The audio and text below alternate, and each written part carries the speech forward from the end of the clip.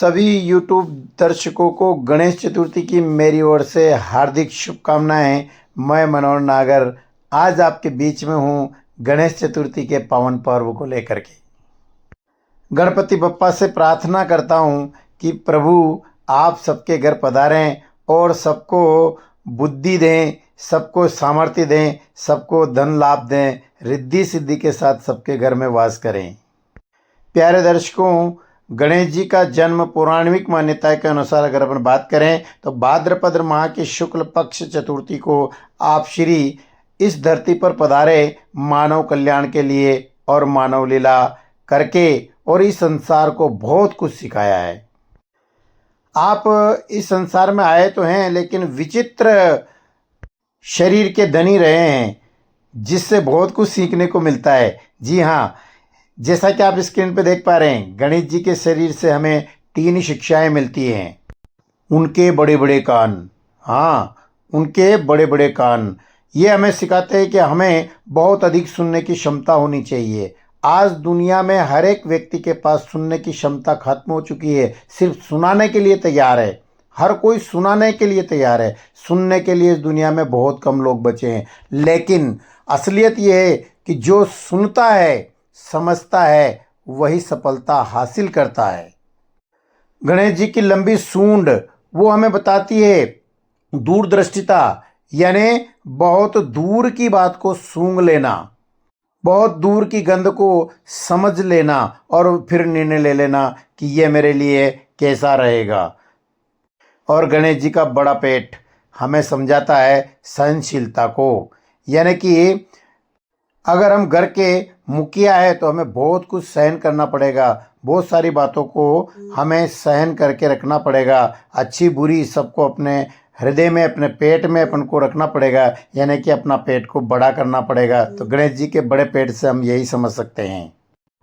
तो प्यारे दर्शकों, मैं आज आपको एक भी मंत्र बताने वाला नहीं हूँ।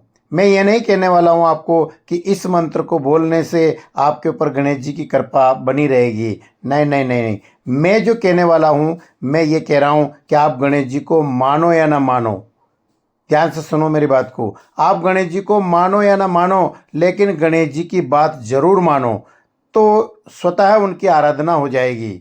गणेश जी जो कुछ हमें कहना चाहते हैं वह मानव लीला करके उन्होंने हमें बताया है, और भगवान हमें जो कुछ भी कहना चाहते हैं वह उन्होंने मानव लीला करके हमें समझाने का प्रयास किया है। जब मौका आया था दुनिया के चक्कर लगाने का, तो उन्होंने कितनी सूझबूझ के साथ यह प्रदर्शित करने की कोशिश की है कि हमारे लिए हमारे माता पिता ही पूरी दुनिया से बढ़कर के है, और उनके परिक्रमा करके और उन्होंने ये बात साबित कर दी। अर्थात हमें चाहिए कि हमें अपने माता पिता का आदर करना चाहिए, सम्मान करना चाहिए। आज अगर हम हृदय से गणेश चतुर्थी मनाना चाहते हैं और गणेश जी की आराधना करना चाहते हैं, तो आज के दिन हम उनकी एक बात जरूर माने, अपने माता पिता का सम्मान करो।